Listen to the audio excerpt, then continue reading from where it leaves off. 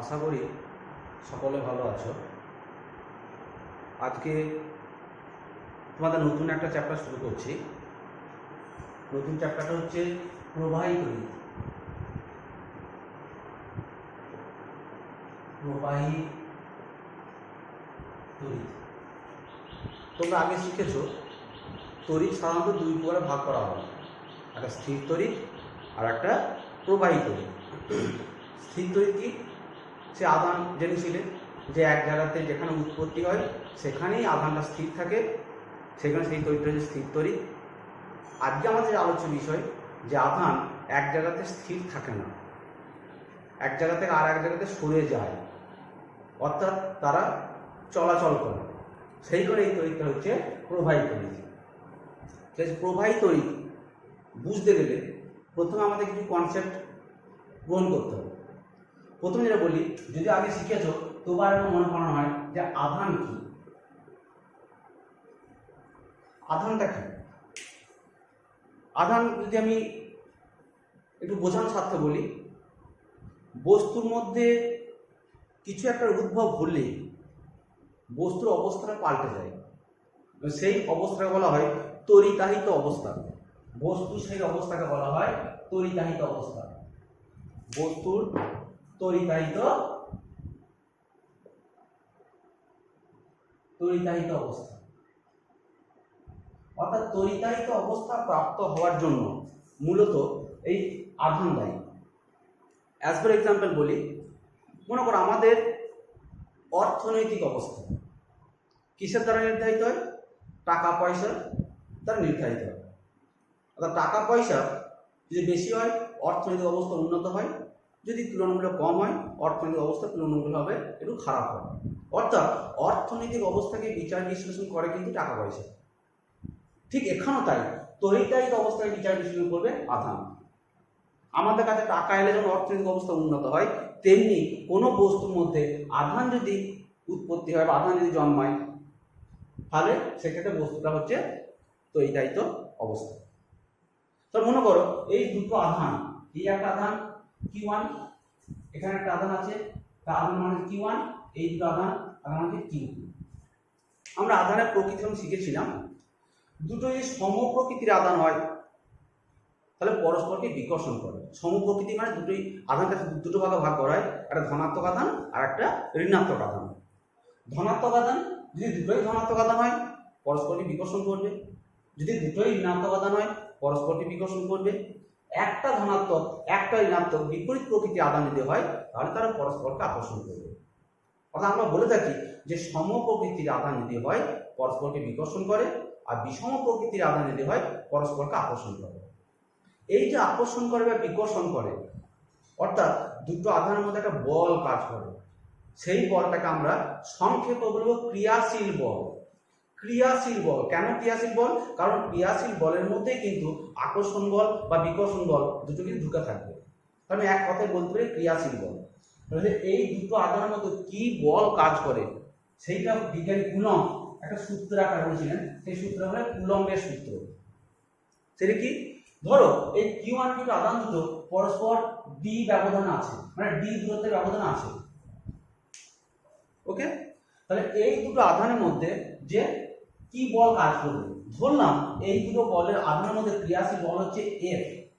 ক্রিয়াশীল বল আমি বললাম আবার যে আকর্ষণ হতে পারে, বিকর্ষণ হতে পারে, আমি কি প্রকৃতির বল বলার প্রয়োজন নেই। দুটো আধানের মধ্যে ক্রিয়াশীল বল হলো F।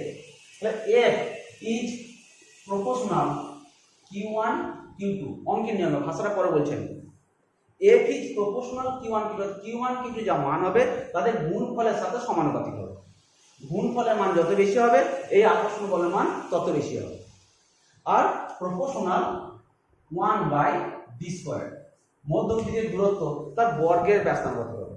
দূরত্বের মান যত বেশি হবে আকর্ষণ বলের মান তত কমবে। বোঝা গেল? তো আমি ভাষাতে কি বলবো, যে দুটো বিন্দু আধানের মধ্যে ক্রিয়াশীল বল আধান দুটির মানের গুণফলের সমানুপাতিক এবং তাদের মধ্যবর্তী দূরত্বের বর্গের ব্যস্তানুপাতিক। দুটো বিন্দু আধানের মধ্যে ক্রিয়াশীল বল আধান দুটোর মানের গুণফলের সমানুপাতিক এবং তাদের মধ্যবর্তী দূরত্বের বর্গের ব্যস্তানুপাতিক। এটা হচ্ছে কুলম্বের সূত্র। তাহলে এই দুটো যদি একত্রিত করা হয় তাহলে কি লেখা যায় যে F proportional Q1 Q2 by d square. যৌগিক ভেদে তত্ত্বনীতি এখানে কি হয় F প্রপোর্শনাল Q1 Q2 লেখা হয় যে যখন D স্থির, যখন D এর মান স্থির, আর এখানে লিখবো যখন Q1 ও Q2 স্থির। কিন্তু এই ক্ষেত্রে লিখবো কি যে যখন যৌগিক ভেদে তত্ত্ব অনুযায়ী যখন Q1 Q2 ও D সকলের পরিবর্তনশীল, কিন্তু D পরিবর্তনশীল, Q1 Q2 এবং D এরা সকলেই পরিবর্তনশীল। তাহলে A D proportional Q1 Q2 proportional 1 by d square একত্রিত করলে A proportional Q1 Q2 by d square. যদি এই সমানুপাতিক কিন্তু সমান চিহ্ন দিতে হয় যৌগের তত্ত্বে কি ছিল আমরা যে F equals to K Q1 Q2 by d square. কেটা কি না কে হচ্ছে সমানুপাতিক ধ্রুবক, অর্থাৎ এই সমানুপাতিক চিহ্নকে সমান চিহ্ন দিতে গেলে একটা ধ্রুবক দিয়ে গুণ করতে হয়। তাহলে F equals to K into Q1 Q2 by d square. এই কেটা হচ্ছে সমানুপাতিক ধ্রুবক। এই যে ধ্রুবক বললাম এই ধ্রুবকটা যে আধান মধ্যে যে মাধ্যম আছে সেই মাধ্যমের প্রকৃতির উপর নির্ভর করে, অর্থাৎ কে ধ্রুবকটা মান মধ্যবর্তী যে মাধ্যম আছে সে মাধ্যমের প্রকৃতির উপর নির্ভর করে। যদি শূন্য মাধ্যম হয়, যদি শূন্য ধরে নিলাম শূন্য মাধ্যম, বায়ু মাধ্যমকে শূন্য মাধ্যম বলা ধরা হয় আর কি, তা বায়ু মাধ্যম বা শূন্য মাধ্যম যদি হয় তাহলে কে এর মান কিন্তু দুটো পদ্ধতির দুরকম হয়। যদি সিজিএস পদ্ধতি হয়, আমি লিখছি এখানে সিজিএস পদ্ধতি হয় শূন্য মাধ্যমের ক্ষেত্রে কে ইকুয়ালস টু 1, বায়ু বা শূন্য মাধ্যম যদি হয় তাহলে সিজিএস পদ্ধতি কে এর মান হবে 1। তাহলে সেক্ষেত্রে লিখবো যে F সমান Q1 Q2 by d square. অর্থাৎ সিজিএস পদ্ধতিতে শূন্য মাধ্যমের ক্ষেত্রে কে এর মান যদি 1 সেক্ষেত্রে হবে F সমান Q1 Q2 by d square. যদি এসআই পদ্ধতি হয় তাহলে এসআই পদ্ধতির ক্ষেত্রে এই কে এর মানটা হবে এসআই পদ্ধতির ক্ষেত্রে কে এর মান হবে 1 ডিভাইড বাই 4 পাই ইপসিলন 0। এই ইপসিলনটা কি না মাধ্যমের তড়িৎ ভেদ্যতা। এটা কি কাকে বলে কেমন হয় এর উঁচু ক্লাসে উঠবে তখন ডিটেইলস জানতে পারবে। এবং এই মাধ্যমের তড়িৎ ভেদ্যতা বিভিন্ন মাধ্যম ক্ষেত্রে বিভিন্ন হয়। শূন্য মাধ্যম ক্ষেত্রে এক মান হবে, অন্যান্য যে কোনো মাধ্যম ক্ষেত্রে আরেক মান হবে। যাই হোক না কেন তাহলে এই যে 1/4 পাই ইপসিলন এই টার্মটা পেলাম এসআই পদ্ধতির ক্ষেত্রে, তাহলে এসআই পদ্ধতির ক্ষেত্রে এই সূত্রটা পাল্টে গিয়ে হবে যে F এই যে কে এর মান যদি লেখা হয় তাহলে এখানে লিখছি F সমান 1 divide by 4 pi epsilon naught Q1 Q2 by d square. অর্থাৎ সিজিএস পদ্ধতি হচ্ছে কে এর মান একটা জানা F সমান Q1 Q2 by d square, আর এসআই পদ্ধতি হয় F সমান 1/4 pi epsilon naught Q1 Q2 by d square. অর্থাৎ এই যে 1/4 পাই ইপসিলন নট সিজিএস পদ্ধতি কে এর মান 1 হয়ে গেছে, কিন্তু এই যে এই টার্মটা পেলাম যে 1/4 পাই ইপসিলন নট এর মান হচ্ছে 9 ইনটু 10 টু দি পাওয়ার 9। আর আমি লিখছি যে 1 ডিভাইড বাই 4 পাই ইপসিলন 0 এর মান হচ্ছে 9 into 10 to the power 9 into এত newton metre square coulomb to the power -2।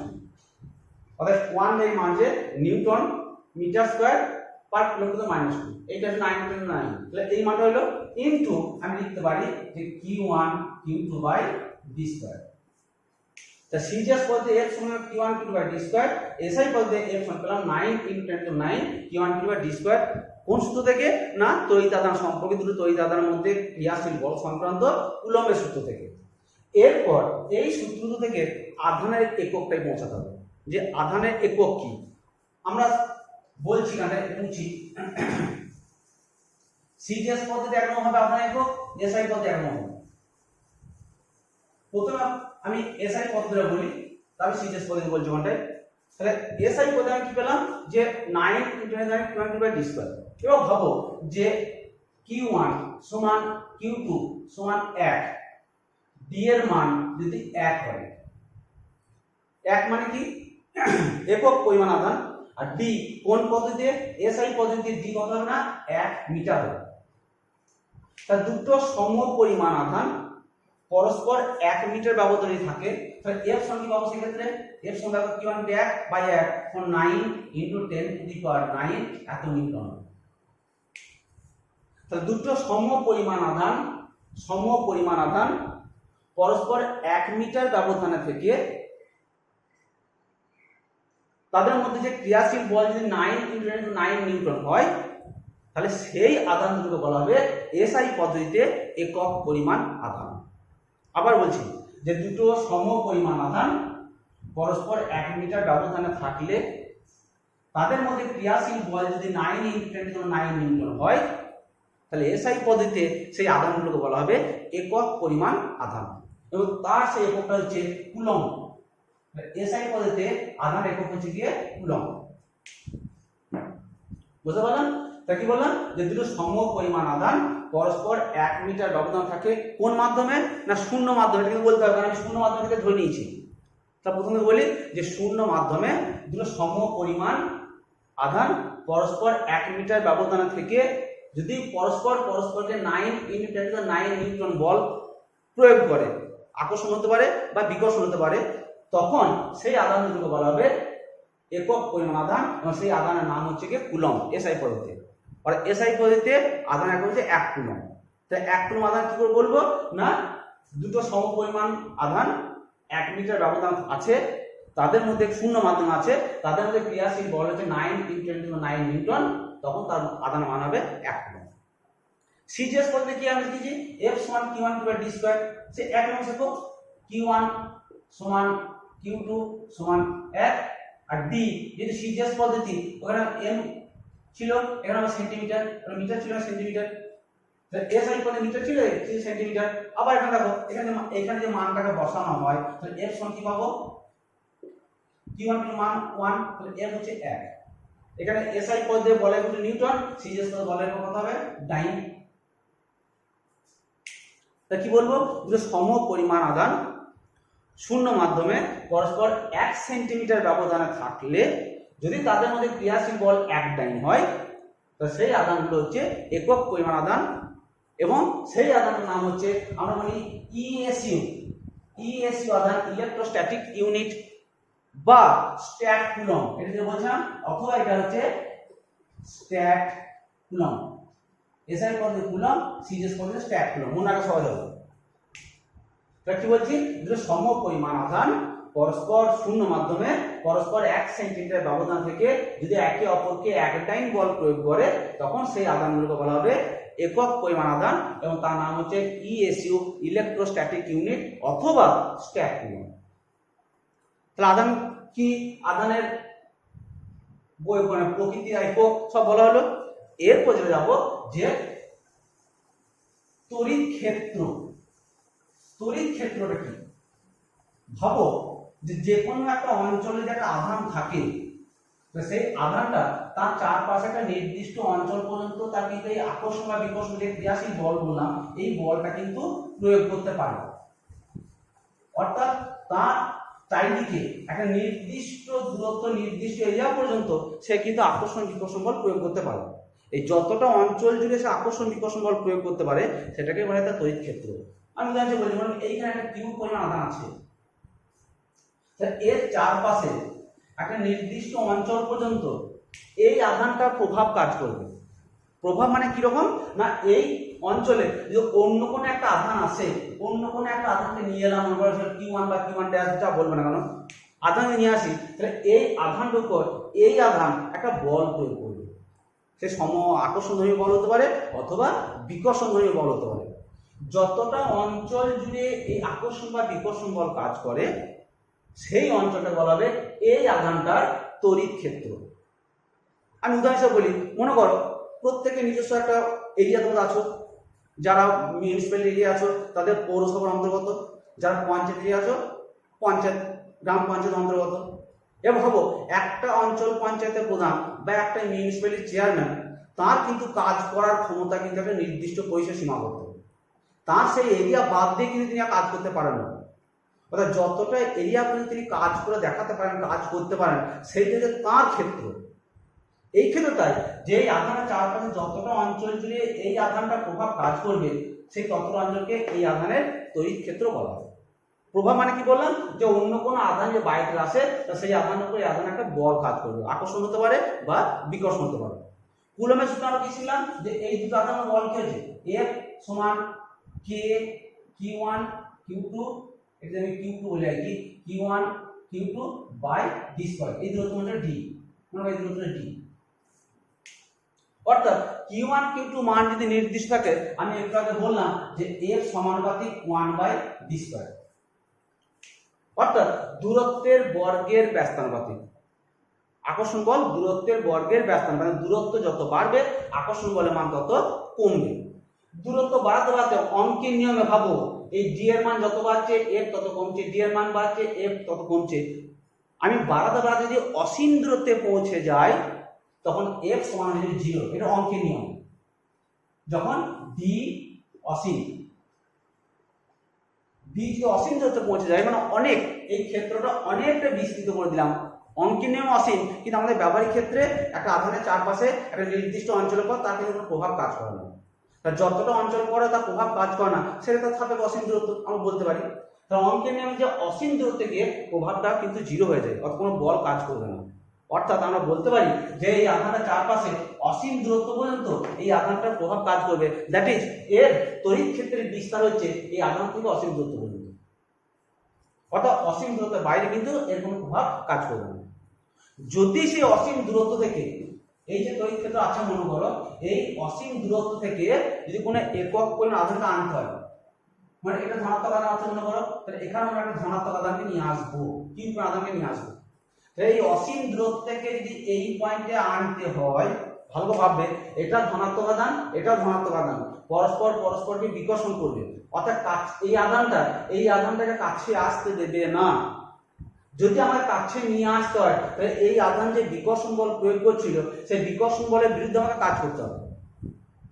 যে কাজটা করব সেই কাজটাই এই আধানটা যখন আসবে তখন এই আধানটার মধ্যে শক্তি হিসাবে লুকিয়ে থাকবে। যে পরিমাণ কাজ করতে হচ্ছে সেটা হচ্ছে এই বিন্দুর বিভব, তড়িৎ বিভব। কখন? যখন এই আধানের মান হবে 1, অর্থাৎ একক পরিমাণ আধানকে আনতে দিতে হয়, আমি যখন যে তড়িৎ শক্তি জমা থাকবে, যদি একক পরিমাণ আধানকে নিয়ে আসি তাহলে যে পরিমাণ কাজ করব সেটা হচ্ছে তড়িৎ বিভব। আমি যে কোনো পরিমাণ আধানকে নিয়ে আসতে হলে, আমি বলছি যে এখানকার বিভব হচ্ছে ভি, এই পয়েন্টের বিভব হচ্ছে ভি। বিভব ভি মানে কি না, একক পরিমাণ ধনাত্মক আধান নিয়ে আসবো, অর্থাৎ অসীম দূরত্ব থেকে তড়িৎ ক্ষেত্রের কোনো বিন্দুতে একক ধনাত্মক আধান নিয়ে আসতে গেলে যে পরিমাণ কাজ করতে হয় সেটা হচ্ছে সেই বিন্দু, তড়িৎ ক্ষেত্রে সেই বিন্দুর তড়িৎ বিভব। আবার বলছি যে অসীম দূরত্ব থেকে, আমি একটু আগে বললাম যে এটা প্লাস আধান, এটা প্লাস আধান নিয়ে আসতে গেলে আমাকে কাজ করতে হবে, বিকর্ষণ বলের বিরুদ্ধে কাজ করতে হবে। সেই কাজটাই এখানে তড়িৎ স্থিতিশক্তি জমা থাকে এবং সেটাকে আমরা বলি এক কথায় তড়িৎ বিভব। বিভব মানে কিছু কাজ, কিছু শক্তি। তাহলে একক পরিমাণ আধানকে আনতে হলে যে পরিমাণ কাজ করতে হয় সেটা তড়িৎ বিভব। তাহলে যদি কিউ পরিমাণ আধানকে নিয়ে আসতে হয় তো মোট কতটা কাজ করতে হবে, ধরুন ডাব্লিউ পরিমাণ কাজ করতে হবে। আমি কিউ পরিমাণ আধানে নিয়ে আসছি কোন ক্ষেত্রে, এই বিন্দুতে যার বিভব হচ্ছে ভি, তো কত কাজ করতে হবে, নিশ্চয়ই কিউ ইন্টু ভি পরিমাণ কাজ করতে হবে। কারণ একক পরিমাণ আধান কাজ করে ভি পরিমাণ কাজ করতে হয়, তাহলে কিউ পরিমাণ আধান আনতে কত কাজ করতে হবে, কিউ ইন্টু ভি পরিমাণ, অঙ্কের নিয়মে। তাহলে ডাব্লিউ সমান হচ্ছে গিয়ে কিউ ভি। আবার বলছি যে একক পরিমাণ আধানকে আনতে গেলে ভি পরিমাণ কাজ করতে হয়, তাহলে সেক্ষেত্রে কিউ পরিমাণ আধানকে আনতে গেলে কত কাজ করতে হবে না, কিউ ইন্টু ভি পরিমাণ কাজ করতে হবে। তো মোট কাজ কত, ডাব্লিউ। এখানে আমি বিভব কি লিখতে পারি, ভি হচ্ছে ডাব্লিউ বাই কিউ। এটা এখানে বলছিলাম যে একক পরিমাণ আধান আনতে যে পরিমাণ কাজ করতে হয় সেটা হচ্ছে সেই বিন্দু তড়িৎ বিভব। কিউ এর মান যদি 1 হয় ভি সমান ডাব্লিউ, তাহলে আমি বলছি এখানে সংজ্ঞা অনুযায়ী কিউ যদি 1 হয় তাহলে কি লিখব, ভি সমান হচ্ছে গিয়ে ডাব্লিউ। আমি বলেছিলাম যে একক পরিমাণ আধান আনতে গেলে যে পরিমাণ কাজ করতে হয় সেটা হচ্ছে সেই বিন্দুর তড়িৎ বিভব। অর্থাৎ তড়িৎ বিভব মেইনলি কাজ বা শক্তি দুটো অভিন্ন, তড়িৎ বিভব, শক্তি, কাজ সব অভিন্ন রাশি। এই যে তড়িৎ বিভব বললাম, এই তড়িৎ বিভবের একক কি, এর দুটো পদ্ধতি, সিজিএস পদ্ধতি, এসআই পদ্ধতি হয়। সিজিএস পদ্ধতি একক হবে স্ট্যাট ভোল্ট আর এসআই পদ্ধতি একক হবে ভোল্ট। যেমন আমি কুলম্ব স্ট্যাট কুলম্ব বলেছিলাম, তাহলে এই ক্ষেত্রে বলবো যে এই তড়িৎ বিভব তার বিভবের একক হচ্ছে সিজিএস পদ্ধতি, বিভবের একক বলছি কেন মনে করো, সিজিএস পদ্ধতি হয় তাহলে হবে স্ট্যাট ভোল্ট বা ইএসও বিভব বলা হয় স্ট্যাট ভোল্ট, আর এসআই পদ্ধতি বলা হচ্ছে ভোল্ট।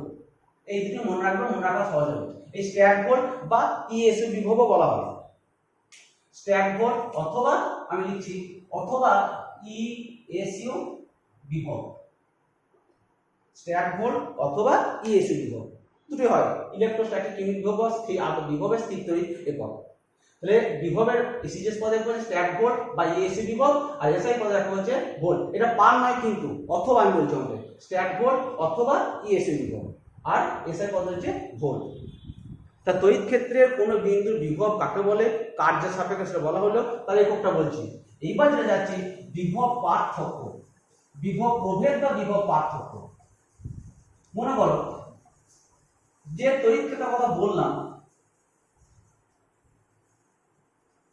তড়িৎ ক্ষেত্র একটা বললাম যে এই আধানটা এর কি আধান ছিল, এর চারপাশে নির্দিষ্ট অঞ্চল জুড়ে তড়িৎ ক্ষেত্র কাজ করছিল। আমি সংজ্ঞা সাপেক্ষে বললাম যেখানে প্লাস কি আধান ছিল, অন্য একটা প্লাস আধানকে নিয়ে নাও, অবশ্যই বিকর্ষণ বল কাজ করবে, বিকর্ষণ বলের বিরুদ্ধে আমাকে কাজ করতে হবে, সেই কাজটা এখানে জমা থাকবে এবং সেটা হচ্ছে সেই বিন্দুর বিভব। প্রশ্ন আসতে পারে এটা তো নেগেটিভ আধান হতে পারে, আমি কিন্তু সবসময় অসীম দূরত্ব থেকে পজিটিভ আধানকে নিয়ে আসবো, প্রথাগত পদ্ধতি অনুযায়ী অসীম দূরত্ব থেকে পজিটিভ আধানকে নিয়ে আসবো, কিন্তু যে তড়িৎ ক্ষেত্রে নিয়ে আসবো সেই তড়িৎ ক্ষেত্রটা নেগেটিভ আধানের তড়িৎ ক্ষেত্র হতে পারে, সবসময় যে পজিটিভ আধানের তড়িৎ ক্ষেত্র হবে তার তো কোনো মানে নেই। যদি এটা নেগেটিভ আধানের তড়িৎ ক্ষেত্র হয়, ওটা যদি মাইনাস কিউ হয়, তাহলে কি হবে, এতে দুজনের মধ্যে একটা আকর্ষণ বল কাজ করবে। অর্থাৎ আকর্ষণ বলের বিরুদ্ধে আমাদেরকে কোনো কাজ করতে হয় না, আকর্ষণ বলের পক্ষে কাজ করা হয়। আমরা ক্লাস 9-এ শিখেছিলাম যে বলের পক্ষে কাজ হচ্ছে ঋণাত্মক, আর বলের পক্ষে কাজ বিপক্ষে কাজ হচ্ছে ধনাত্মক। তাহলে এই কিন্তু আকর্ষণ বলের পক্ষে কাজ হবে, এই যে কাজ এটাও কাজ বিভব, কিন্তু এই বিভবটা হবে ঋণাত্মক বিভব। যখন বিকর্ষণ বলের, আমি যে আগেটা বললাম বিকর্ষণ বলের বিরুদ্ধে কাজ করতে হচ্ছে, সেই বিভবটা ধনাত্মক বিভব, এই বিভবটাকে বলা হবে ঋণাত্মক বিভব। অর্থাৎ আকর্ষণ বলের উপর কাজ করতে, যেমন উদাহরণ বলি অভিকর্ষ বল সবসময় নিচের দিকে কাজ করে। এবার কোনো বস্তুকে উপর থেকে নিচের দিকে নিয়ে আসা হয়, আমরা কিন্তু কোনো কাজ করি না, প্রকৃতি নিজেই কাজ করে ওখানটায়। এবার আমি যদি তর্কের খাতে বলি আমি কাজ করছি, তখন অবশ্যই আমি ঋণাত্মক কাজ করছি, কারণ বলের পক্ষে কাজ হচ্ছে। আমরা জানি যে বলের পক্ষে কাজ হয় ঋণাত্মক কাজ, আর বলের বিপক্ষে কাজ হচ্ছে ধনাত্মক কাজ। তাহলে এই ক্ষেত্রে যে নেগেটিভ আধান তড়িৎ ক্ষেত্র হয়, আমি পজিটিভ আধানকে নিয়ে আসছি, তাহলে বলের পক্ষে কাজ হচ্ছে, অর্থাৎ সেই ক্ষেত্রে বিভব হবে ঋণাত্মক বিভব। এইবার ভাবো যে আমি ধনাত্মক আধানই ব্যাখ্যা করি, তাহলে এই যে ধনাত্মক আধান এই পয়েন্টে নিয়ে এলাম, এখানে বিভব ছিল V1, অর্থাৎ এই পয়েন্ট আনতে গেলে আমাকে V1 পরিমাণ কাজ করতে হয়েছে, যদি একক পরিমাণ আধানে নিয়ে আসতে হয়। একক পরিমাণ ধনাত্মক আধানে নিয়ে এসেছি, আমি V1 পরিমাণ কাজ করতে হয়েছে। এবার প্রশ্ন আসছে আমি অসীম দূরত্ব থেকে আমি এই পয়েন্টে ওই একক আধানটাকে নিয়ে আসবো, অসীম দূরত্ব থেকে আমি এই পয়েন্টে ওই একক আধানটাকে নিয়ে আসবো। এখন প্রশ্ন যে এই পয়েন্টে আনতে গেলে V1 পরিমাণ কাজ করতে হচ্ছে, এই পয়েন্টে আনতে গেলে কি V1 পরিমাণে কাজ করতে হবে? যেহেতু দুটো অবস্থান আলাদা, কাজের মানটাও আলাদা হবে, কারণ আমি আগে বলেছিলাম এই মধ্যবর্তী যে দূরত্ব তার উপর কিন্তু আকর্ষণ বা বিকর্ষণ বলের মানটা নির্ভর করবে, তার বিরুদ্ধে কাজ করা বলের মান যদি চেঞ্জ হয়ে যায় কাজের মানটা চেঞ্জ হয়ে যাবে। অর্থাৎ আমি এই পয়েন্টে আনতে গেলে আমাকে অন্য একটা কাজ করতে হলো, যাতে V2 ধরে V2 মান কাজ করতে হলো, অর্থাৎ এই পয়েন্টে আনতে গেলে V1 মান কাজ করতে হচ্ছে, এই পয়েন্টে আনতে গেলে V2 মান কাজ করতে হচ্ছে।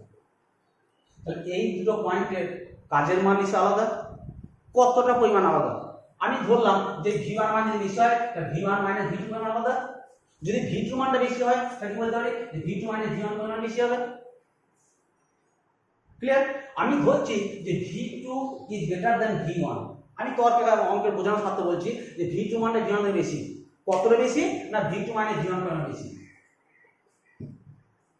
তাই এবার প্রশ্ন আসছে যে আমি আর অসীম দূরত্ব নয়, আমি তড়িৎ ক্ষেত্রের এই বিন্দু থেকে আমি এই বিন্দুতে যদি একক পরিমাণ আধানকে আনতে হয়, তড়িৎ ক্ষেত্র অসীম থেকে এখানে আনতে গেলে V1 কাজ করতে হচ্ছে, অসীম থেকে এই পয়েন্টে আনতে গেলে V2 কাজ করতে হচ্ছে। এখন আমার প্রশ্ন যদি এই পয়েন্ট থেকে এই পয়েন্টে আনতে হয়, আমি অসীম থেকে যাচ্ছি না, এই পয়েন্ট থেকে এই পয়েন্টে আসবো, আমাকে কতটা কাজ করতে হবে না V2 মাইনাস V1 পরিমাণে কাজ করতে হবে। এই যে কাজের পার্থক্য যতটা বাট এই দুটো পয়েন্টের মধ্যে যে কাজের পার্থক্য, এইটাই হচ্ছে এই দুটো বিন্দুর বিভবের পার্থক্য, অর্থাৎ বিভব প্রভেদ। অর্থাৎ তড়িৎ ক্ষেত্রে যে কোনো দুটো বিন্দুর মধ্যে একক পরিমাণ আধানকে সরাতে গেলে যে পরিমাণ কাজ করতে হয় সেটা হচ্ছে সেই দুটো বিন্দুর বিভব প্রভেদ বা বিভব পার্থক্য। যদি তড়িৎ ক্ষেত্র সাপেক্ষে বলি যে কোনো দুটো বিন্দুর মধ্যে নড়াচড়া কথা বলতে হবে, আর যদি পরিবাহী কথা বলি পরিবাহী ক্ষেত্র চায় যে কোনো দুটো অবস্থানের সাপেক্ষে। আমি কি বলছি যে তড়িৎ ক্ষেত্রে যে কোনো দুটো বিন্দুর মধ্যে একক পরিমাণ ধনাত্মক আধানকে নিয়ে আসতে গেলে যে পরিমাণ কাজ করতে হয় সেই কাজটাই হচ্ছে সেই দুটো বিন্দুর বিভব পার্থক্য বা বিভব প্রভেদ। এই বিভবের একক যদি ভোল্ট হয় তা বিভব পার্থক্য একক কি হবে? ভোল্ট। আমাদের পার্থক্য বয়সের পার্থক্য, বয়স যদি এত বছর বয়স, তা বয়সের পার্থক্য সে বছরই তো আসবে। এক্ষেত্রে তাই যে বিভবের একক যখন ভোল্ট, তা বিভব পার্থক্য একক সেটার এককও ভোল্ট হবে। অর্থাৎ বিভব প্রভেদ বলো বিভব পার্থক্য বলো সেটা কিন্তু একক হবে ভোল্ট। এইবার যেটা বক্তব্য হচ্ছে এই যে বিভব প্রভেদ, কোনো আমি প্রথমে বলেছিলাম প্রবাহিত তড়িৎ প্রবাহিত হয়, সবসময় কি প্রবাহিত হবে? সবসময় কিন্তু প্রবাহিত হবে না। দুটো বিন্দু মনে করো এই একটা বিন্দু, এই একটা বিন্দু, এই বিন্দু বললাম এ, এই বিন্দু বললাম বি, এই দুটো বিন্দু যদি পরিবাহী তার দ্বারা যুক্ত করা হয় তাহলে এর মধ্যে যদি তড়িৎ প্রবাহ ঘটতে হয় অবশ্যই এই দুটো বিন্দুর বিভবের পার্থক্য থাকতেই হবে। অর্থাৎ আমি বললাম যে এই পয়েন্টের বিভব ভি এ, এই পয়েন্টের বিভব হচ্ছে গিয়ে ভিবি। যদি এ দিক থেকে বি এর দিকে তড়িৎ প্রবাহ ঘটে তাহলে বলবো অবশ্যই ভি এর মান ইজ গ্রেটার দ্যান ভিবি।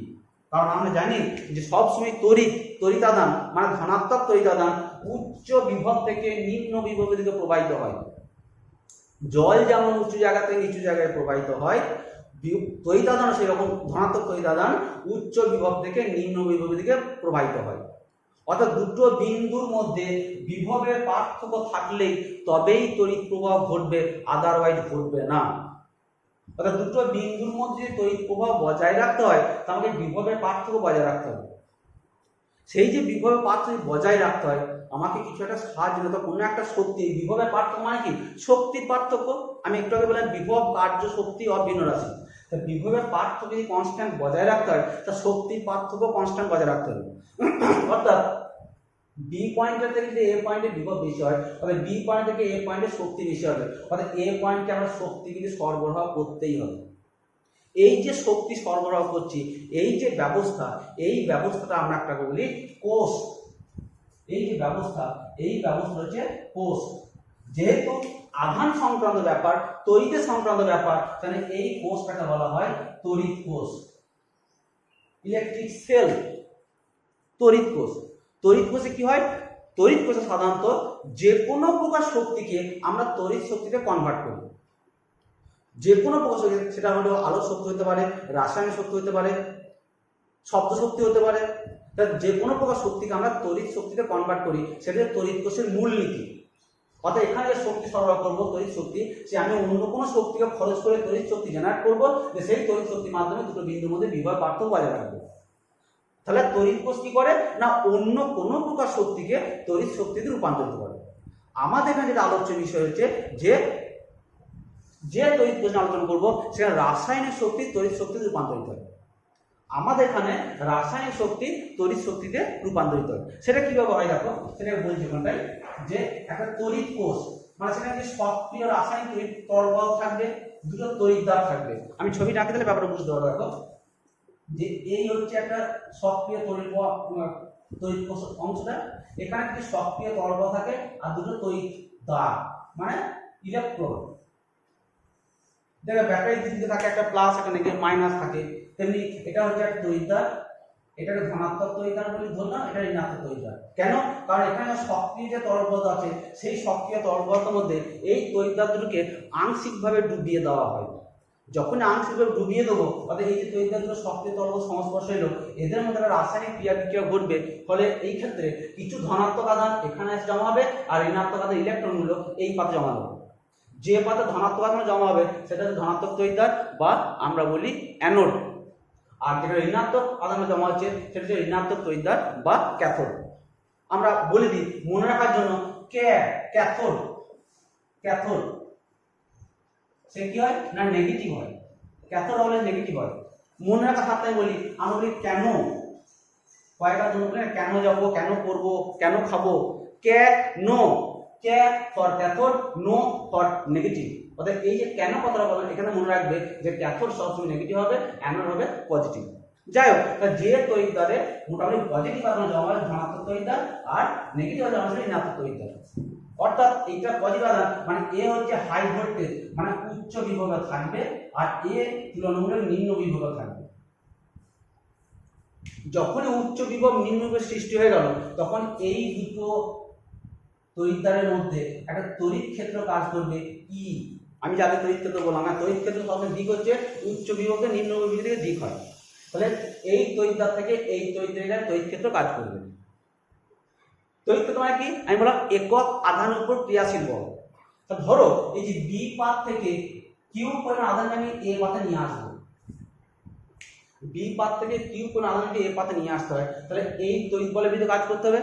কতটা বল কাজ করবে? যে একক পরিমাণ আধানের উপর কত বল কাজ করছে ই, তা কিউ পরিমাণ আধানের উপর বল কাজ করবে কত, সেটা বলছে এফ ই, মানে বল কার জন্য? তড়িৎ বলের জন্য হচ্ছে কিউ ইনটু ই। অর্থাৎ ই হচ্ছে তড়িৎ ক্ষেত্র আর এফ সাফিক্স ই মানে হচ্ছে তড়িৎ বল। তার জন্য না, এই তড়িৎ ক্ষেত্রের জন্য, তার উপর এই কিউ আধানের উপর।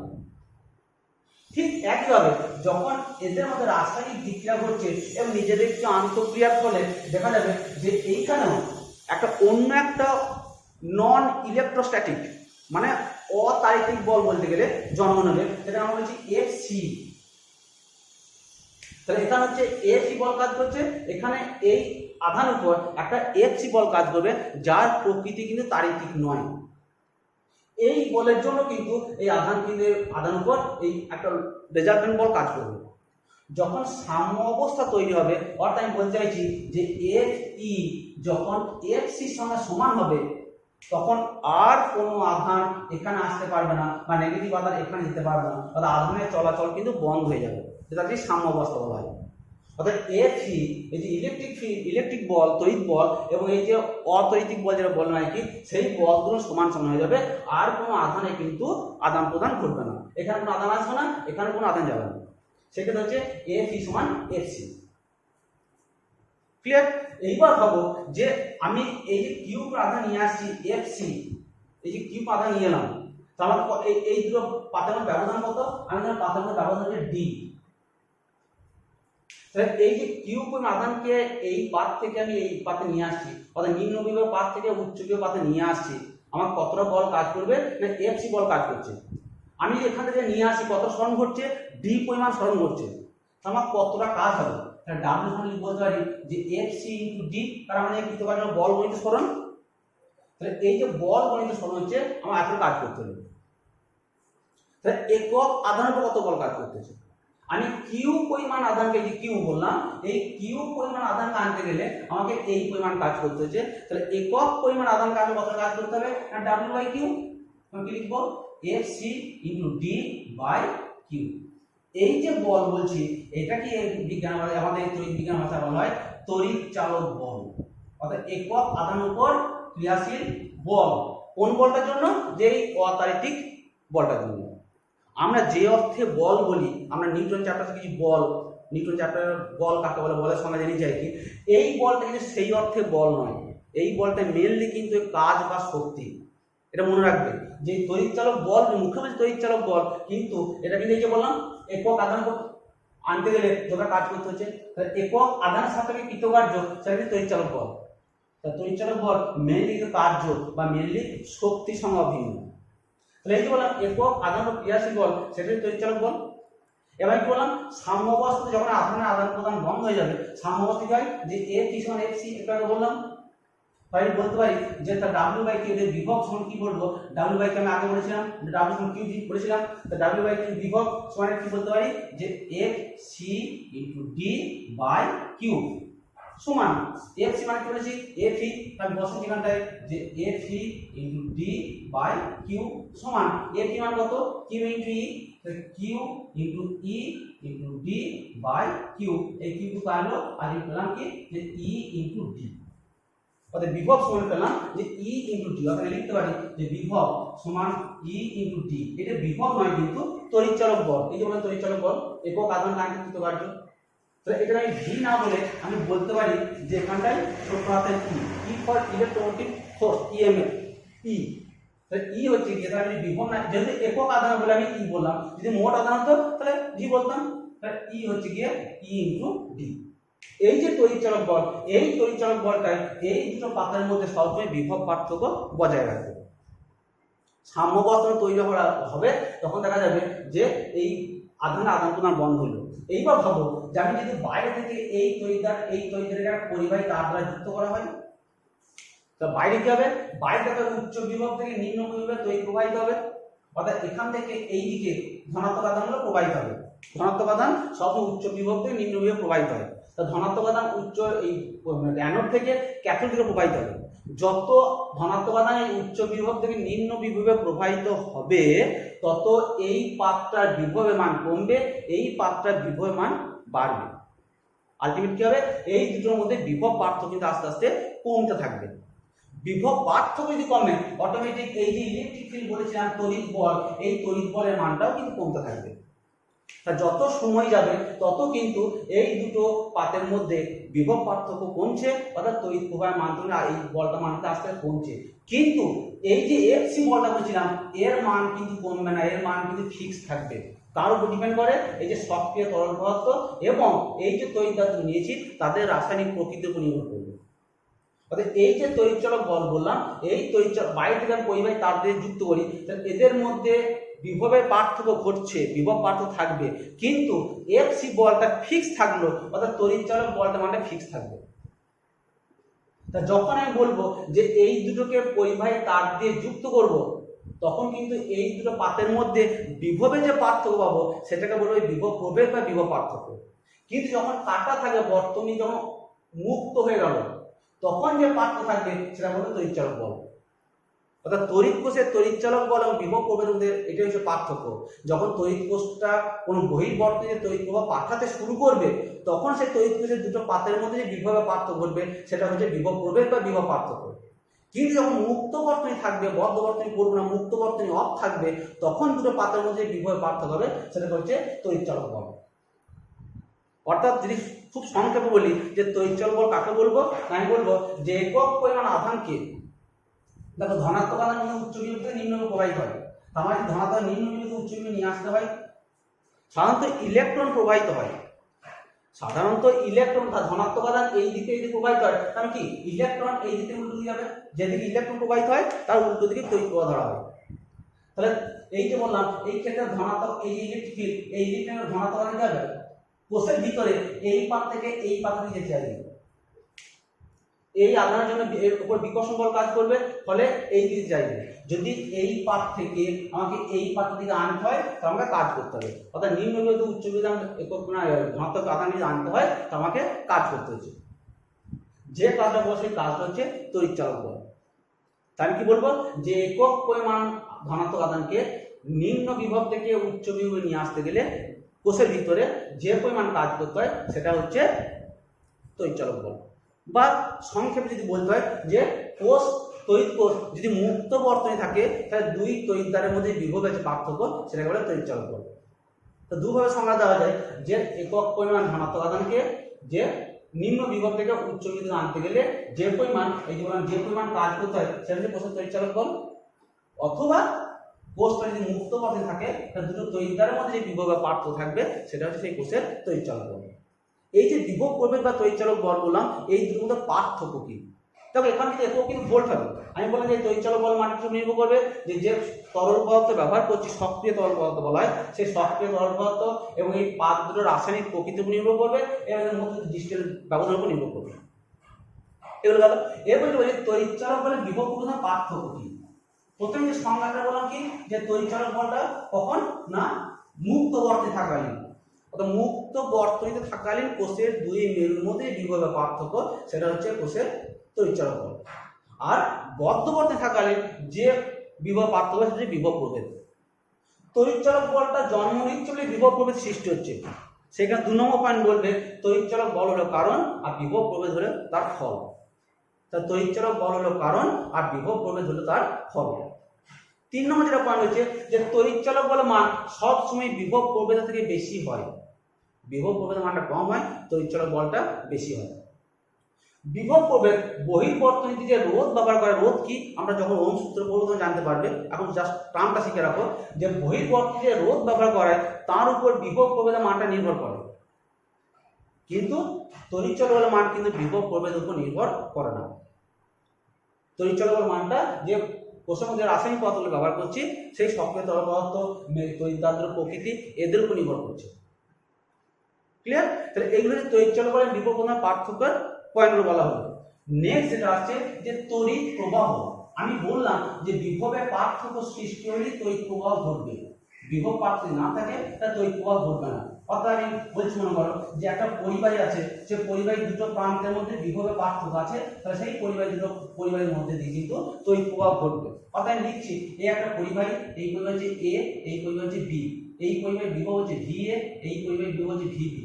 যদি ভি এর মান গ্রেটার দ্যান ভি বি হয় তাহলে এই দিক থেকে এই দিকে তড়িৎ প্রবাহ ঘটবে। অর্থাৎ ধনাত্মক আধান এই পয়েন্ট থেকে বি পয়েন্টে প্রবাহিত হবে। যেদিকে ধনাত্মক আধান প্রবাহিত হয় সেই দিকে তড়িৎ প্রবাহের দিকটাকে ধরে নেওয়া হয়। আমরা প্রথাগত পদ্ধতি অনুযায়ী ধনাত্মক আধানের মুভমেন্ট বলছি, কিন্তু মেনলি যদি ইলেকট্রন মুভ করে, ইলেকট্রন যেদিকে যায় তাহলে এদিকে তড়িৎ আধান প্রবাহিত তড়িৎ প্রবাহ হয়, তাহলে ইলেকট্রন প্রবাহ হবে এইদিকে। অর্থাৎ ইলেকট্রনের প্রবাহের বিপরীত দিকে তড়িৎ প্রবাহটাকে ধরে নেওয়া হয়। বোঝা গেল? তাহলে ডি পয়েন্ট থেকে এ পয়েন্টে ইলেকট্রন প্রবাহিত হবে। তো এই যে তড়িৎ প্রবাহ বলছি, সেই তড়িৎ প্রবাহের রাশিমালা কি হচ্ছে না, তড়িৎ প্রবাহ মাত্রা। তড়িৎ প্রবাহ মাত্রা এটা কি না, পরিবাহী আছে, যে পরিবাহী যে কোনো প্রস্থচ্ছেদের মধ্য দিয়ে, পরিবাহী যে কোনো প্রস্থচ্ছেদের মধ্য দিয়ে প্রতি 1 সেকেন্ড সময়ে যত সংখ্যক আধান প্রবাহিত হয় সেটা সেই পরিবাহী তড়িৎ প্রবাহ মাত্রা। অর্থাৎ যে কোনো প্রস্থচ্ছেদের মধ্য দিয়ে প্রতি 1 সেকেন্ডে যে পরিমাণ তড়িৎ আধান প্রবাহিত হয় তাকেই সেই পরিবাহী তড়িৎ প্রবাহ মাত্রা বলা হয়। অর্থাৎ আমি বলছি, মনে করো যে এই বি পয়েন্ট এ পয়েন্টে ইলেকট্রন প্রবাহিত হচ্ছে, বা এ পয়েন্ট থেকে বি পয়েন্টে ধনাত্মক আধান প্রবাহিত হচ্ছে। আমি সেই আধান ধরো কিউ কোন আধান বলছি, তাহলে কিউ পরিমাণ আধান এ পয়েন্ট থেকে বি পয়েন্টে গেল কত সময়ে না, টি সময়ে। অর্থাৎ টি সময়ে কিউ পরিমাণ আধান এ পয়েন্ট থেকে বি পয়েন্টে গেল, তাহলে একক সময়ে কত আধান যাবে না, কিউ বাই টি পরিমাণ যাবে নিশ্চয়ই। টি সময়ে যায় কিউ পরিমাণ, তাহলে একক সময় কত যাবে, কিউ বাই টি। এই যে কিউ বাই টি পেলাম, এটাকে আমাদের তড়িৎ প্রবাহ মাত্রা আই। এখানে আই বলছি কোনো কোনো সি দিয়েও পেতে পারো, নোটেশনটা এখানে। অর্থাৎ আই হচ্ছে কিউ বাই টি প্রতি একক সময়ে যত রকমের আধান প্রবাহিত হয় যে কোনো প্রস্থচ্ছেদের মধ্যে দিয়ে। তাহলে কিউ মানে কি আমরা শিখেছি না, আধান একক কি, কুলম্ব। এটা কি সেকেন্ড, তা কুলম্ব পার সেকেন্ড, এটা আমাদের অ্যাম্পিয়ার। তাহলে এই প্রবাহ মাত্রা একক হচ্ছে যে অ্যাম্পিয়ার। প্রবাহ মাত্রা একক হচ্ছে কি অ্যাম্পিয়ার। তাহলে 1 অ্যাম্পিয়ার মানে কি বলতে পারি, 1 অ্যাম্পিয়ার সমান হচ্ছে 1 কুলম্ব ডিভাইড বাই 1 সেকেন্ড। অর্থাৎ প্রতি সেকেন্ডে যদি 1 কুলম্ব করে আধান প্রবাহিত হয়, প্রবাহ মাত্রা হবে 1 অ্যাম্পিয়ার। বোঝা যায়? এই যে তড়িৎ প্রবাহ মাত্রা বললাম, এটা কিন্তু একটা মৌলিক রাশি। এর মাত্রাকে আমরা আই দিয়ে সূচিত করি। যেমন দৈর্ঘ্য মাত্রা এল, ভরের মাত্রা এম, সময় মাত্রা টি, তেমনি তড়িৎ প্রবাহ মাত্রা একটা মৌলিক রাশি, তো তার মাত্রা হচ্ছে আই। তড়িৎ প্রবাহ রাখলে আগে বলে দিই যে পরিবাহী যে কোনো প্রস্থচ্ছেদের মধ্যে দিয়ে প্রতি 1 সেকেন্ড সময়ে যে পরিমাণ তড়িৎ আধান প্রবাহিত হয় সেটা সেই তড়িৎ পরিবাহী প্রবাহ মাত্রা। এবার প্রবাহ মাত্রা একক অ্যাম্পিয়ার। তাহলে 1 অ্যাম্পিয়ার কারেন্ট বা 1 অ্যাম্পিয়ার প্রবাহ কাকে বলবো না, পরিবাহী কোনো প্রস্থচ্ছেদের মধ্যে দিয়ে প্রতি 1 সেকেন্ড সময়ে যদি 1 কুলম্ব করে আধান প্রবাহিত হয় তাহলে সেই পরিবাহী প্রবাহ মাত্রা হবে 1 অ্যাম্পিয়ার। ঠিক আছে? আজকে এই পর্যন্ত থাকলো তড়িৎ প্রবাহ মাত্রা পর্যন্ত। এর পরের দিনের ক্লাসে আমরা এই তড়িৎ প্রবাহের বিভব প্রভেদের পারস্পরিক সম্পর্ক অর্থাৎ ওহমের সূত্রটা নিয়ে আমরা আলোচনা করব। এখন একটা ছোট্ট মতো অঙ্ক করে দিই, তাহলে তোমরা ব্যাপারটা বুঝতে পারবে যে তড়িৎ প্রবাহ মাত্রার সময় কি অঙ্কটা কি করে বাইরে করবে, তাহলে দেখবে নিজেরা অনেকটা ক্লিয়ার কনসেপ্ট পাবে। একটা আমি ছোট্ট অঙ্ক বইয়ের উদাহরণ থেকে করে দিচ্ছি আমাদের। বলি একটা পরিবাহীর মধ্য দিয়ে 5 সেকেন্ড সময়ে 30 কুলম্ব তড়িৎ আধান প্রবাহিত হলে তড়িৎ প্রবাহ মাত্রার মান কত হবে? 5 সেকেন্ড সময়ে 30 কুলম্ব তড়িৎ আধান প্রবাহিত হচ্ছে, তার সময় টি সমান 5 সেকেন্ড, আর আধান কিউ সমান কত বলেছে না 30 কুলম্ব। 30 কুলম্ব। তাহলে একটা কি বলছে না, একটা পরিবাহীর মধ্য দিয়ে 5 সেকেন্ড সময়ে 30 কুলম্ব আধান প্রবাহিত হচ্ছে, তাহলে সেই পরিবাহীর প্রবাহ মাত্রা কত? আমরা শিখলাম এটা, আমরা লিখবে যা আমরা জানি I সমান কিউ বাই টি, অর্থাৎ প্রতি একক সময়ে প্রবাহিত আধানের পরিমাণ। এখানে কিউ সমান কত 30 কুলম্ব, টি কত 5 সেকেন্ড, জাস্ট বসিয়ে দাও। এটা কত 30 কুলম্ব ডিভাইড বাই 5 সেকেন্ড। তাহলে কি পাবো 6 কুলম্ব পার সেকেন্ড। আমি একটু আগে কি বললাম, কুলম্ব পার সেকেন্ড অ্যাম্পিয়ার, তাই এটা 6 অ্যাম্পিয়ার। তো সেই পরিবাহী প্রবাহ মাত্রা হচ্ছে গিয়ে 6 অ্যাম্পিয়ার। সিম্পল ছোট ছোট কিছু অঙ্ক প্র্যাকটিস করে বাড়িতে। যদি কিছু বুঝতে অসুবিধা হয় অবশ্যই ফোন করবে, এখানে ফোন নাম্বার দেওয়া আছে, ফোন করবে, আমি যতটা বুঝিয়ে দেবো। এর পরের দিনের ক্লাসে বললাম যে ওহম সূত্রটা বোঝাবো এবং সেই ওহম সূত্রে আরও কিছু অঙ্ক যেগুলো হয় সেগুলো নিয়ে আলোচনা করা হবে। ঠিক আছে, আজ এই পর্যন্ত থাক।